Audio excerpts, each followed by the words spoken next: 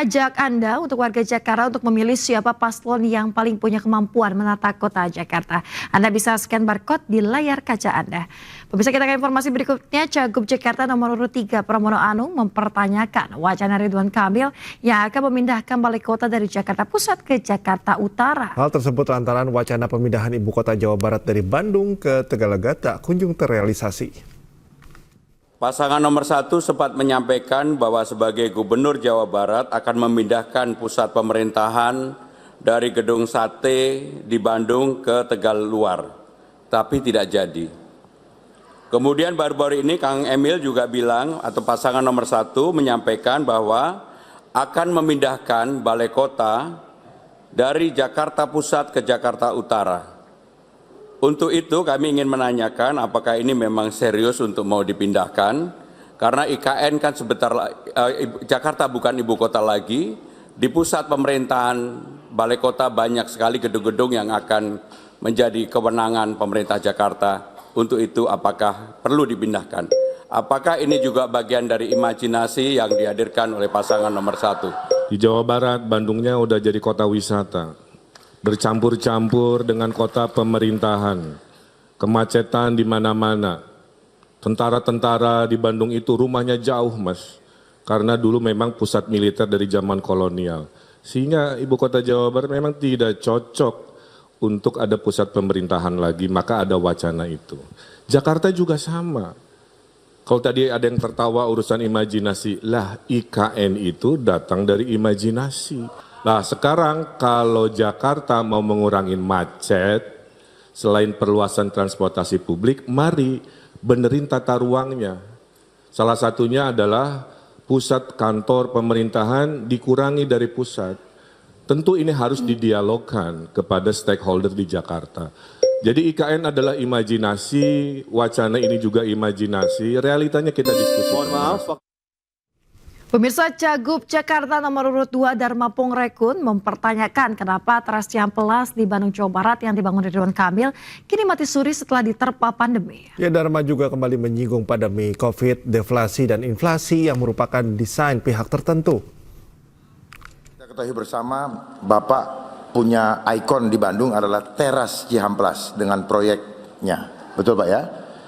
Nah, ternyata apa yang Bapak sudah imajinasikan, ya, imajinasi Bapak realisasikan, ternyata setelah pandemi COVID lagi, itu mati suri Pak. Dan para pedagang menjadi malas untuk meneruskan, bahkan mereka sekarang berdagang di trotoar atau di emper-emper. Karena apa? Karena sepi tempatnya. Pak Dharma punya rumah, terus Pak Dharma pindah, oleh pemilik baru rumahnya nggak diurus. Terus orang-orang bilang, oh ini salah Pak Dharma, rumahnya jadi hancur. Kan nggak begitu. Karena pengganti saya tidak melanjutkan, tidak mempromosikan, sehingga terjadilah apa yang tadi disebutkan. Beda halnya kalau kami membangun, terus gagalnya kami masih saat memimpin. Nah itu kan bisa didebatkan. Tapi kalau mempertanyakan masa lalu, padahal ada pengganti yang seharusnya melanjutkan, memelihara, memuliakan PKL, ya itulah kira-kira jawabannya. Waktu Bapak jadi wali kota, COVID belum ada Pak. Pandemi itu terjadi awal tahun 2020. Sebenarnya COVID ini tidak perlu terjadi kalau kita berani menyampaikan kepada pimpinan. Karena COVID inilah yang selama ini saya perjuangkan untuk menolak pandemi lagi. Karena saya tahu semua persoalan inflasi yang terjadi di bangsa ini by design Pak. Adanya deflasi, terjadi inflasi. Adanya barang-barang impor membanjiri, akhirnya apa? Produsen lokal tidak mampu. Pemirsa, kebakaran melanda permukiman penduduk Jalan Asofa, Sukabumi Utara, Kebonjeruk, Jakarta Barat pada tadi malam. Ya, akibatnya 50 rumah warga ludes dibakar. Air oke. Buka. Air siap.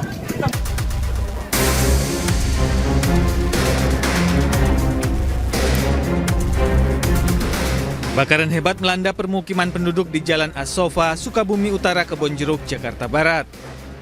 Sulitnya sumber air disertai material yang mudah terbakar membuat kobaran api semakin membesar. Warga panik dan mengevakuasi barang mengetahui api menjalar ke sejumlah bangunan lain yang berdekatan dengan sumber api. Petugas pemadam kebakaran yang berada di lokasi berjibaku bersama warga untuk memadamkan api.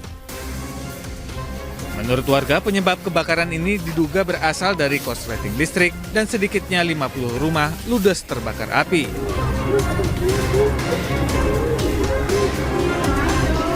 Gitu ya. Mungkin ada klesek-klesek gitu. Dari saluran awal, saluran pendek ya. Itu udah nggak tahu udah besar, kita memadamkan susah. Itu aja mungkin yang bisa tahu ya. Jadi api langsung membesar. Nah, ya? langsung besar. Itu posisinya di tengah pemukiman atau Enggak, di tengah sini. Masih harus gang ini. dari rumah kontrakan atau apa? Enggak, bukan rumah rumah saya sendiri. Jadi kita punya rumah tuh dibagi-bagi gitu. Benar yang ini kita Benakar punya ruang majelis. Sekitar kalau kena ini sekitar 40-an lah ya, apa 50, sekitar 50-an lah. Selang 2 jam, kebakaran ini berhasil dipadamkan setelah 26 mobil damkar gabungan diterjunkan ke lokasi. Tidak ada korban jiwa dalam insiden ini dan kasus kebakaran ini ditangani Polsek Kebonjeruk.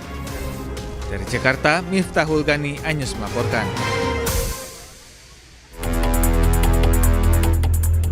Situasi terkini, peramatan sangat ini pemadaman. 19 rumah dan kontrakan warga terbakar di pemukiman padat penduduk di Jalan Trikora, Duri Utara, Tambora, Jakarta Barat.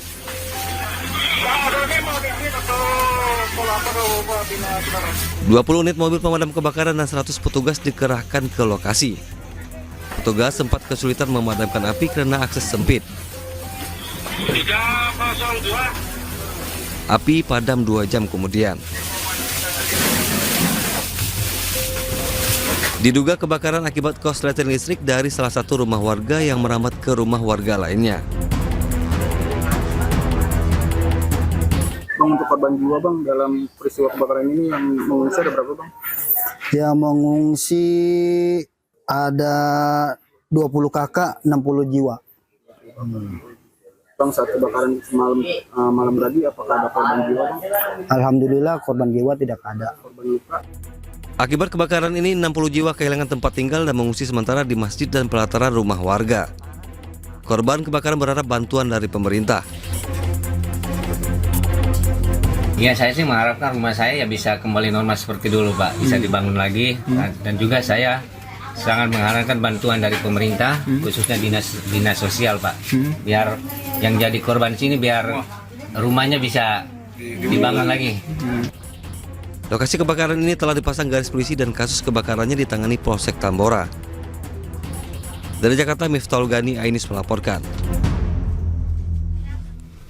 Pemirsa, korban erupsi Gunung Lewotobi laki-laki di Flores Timur, Nusa Tenggara Timur yang berada di pengungsian membutuhkan air bersih, mandi, cuci kakus. Sementara itu, Kementerian Komunikasi dan Digital segera memulihkan akses internet dan telekomunikasi di lokasi terdampak erupsi.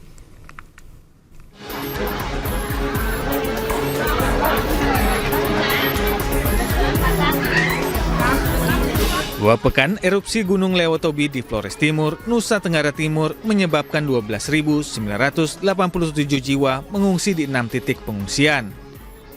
Salah satunya di posko pengungsi Desa Lewolaga. Di posko pengungsian ini, sebagian besar pengungsi merupakan anak-anak, balita, serta lansia.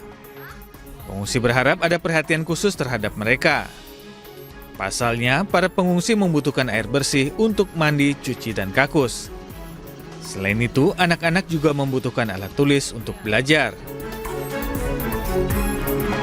Sementara itu, Gunung Lewotobi laki-laki kembali erupsi dengan ketinggian kolom abu 800 meter dari mulut kawah Minggu pagi.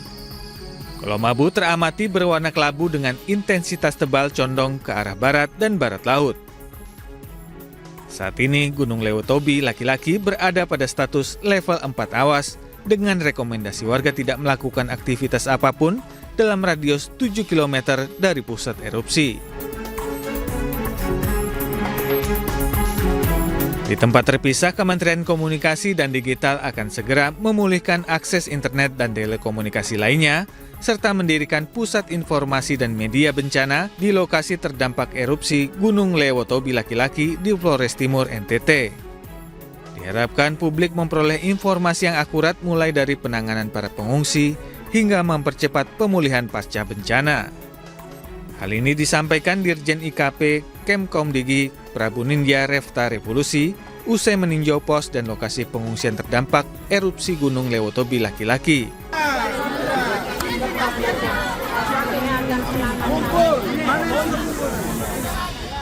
Dan ini tentunya bekerja sama dengan Opsel terkait, juga dengan Bakti, ya, agar bisa memberikan pemenuhan akses internet bagi warga yang terdampak, baik itu kepala keluarga, orang tua, dan juga anak-anak yang sekolahnya diliburkan dikarenakan adanya bencana erupsi ini, namun mereka kan tetap harus mengakses pendidikan. Dan salah satu cara untuk mengakses pendidikan itu adalah lewat internet.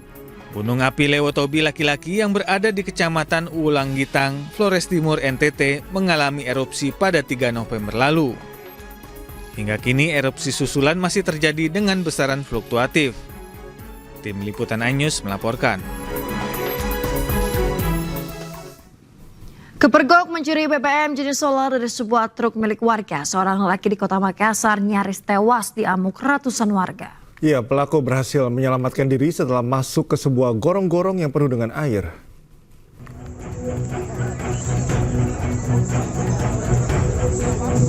Mendengar adanya pencuri yang terjebak, warga di Jalan Sukaria, Kecamatan Panakukang, Kota Makassar langsung memenuhi TKP. Warga emosi terus berdatangan mengepung lokasi persembunyian pelaku. Pelaku yang panik pun langsung bersembunyi di dalam gorong-gorong sempit yang penuh dengan air keruh. Beruntung aparat kepolisian dari Mapolsek Panakukan langsung mendatangi TKP dan mengamankan lokasi dari kerumunan warga. Pelaku baru dapat dievakuasi 1 jam kemudian. Usai polisi meminta warga untuk agak menjauh dari gorong-gorong tempat pelaku bersembunyi.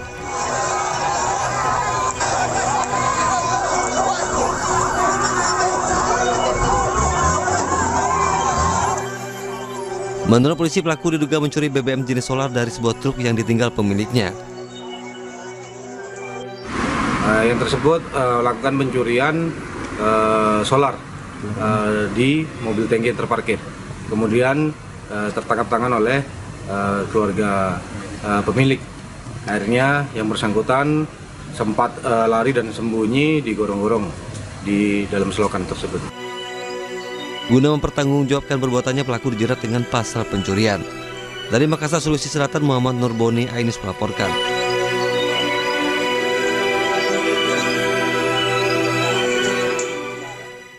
Pemirsa, seorang anak berusia 8 tahun dibawa oleh wanita tak dikenal menggunakan sepeda motor di perumahan di kawasan Meruya, Kembangan, Jakarta Barat. Ya, tak hanya diajak berkeliling oleh pelaku, cincin emas korban juga dirampas. Dan pemirsa, informasi ini sekaligus menutup iNews pagi hari ini. Cuplikan tayangan berita iNews dapat Anda saksikan di kanal YouTube @official iNews. Mewakili kerabat kerja yang bertugas, saya Yasmin Natania. Dan saya Cikal Mutazam undur diri. Terima kasih, selamat pagi dan sampai jumpa.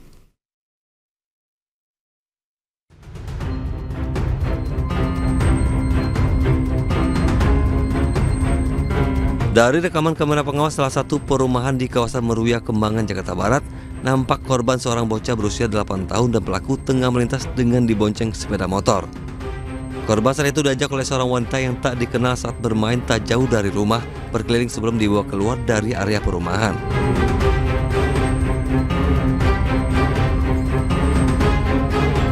Saat itu pelaku yang mengendarai sepeda motor metik berwarna merah mengikuti korban hingga akhirnya menghampiri korban dengan menanyakan perihal sekolah korban.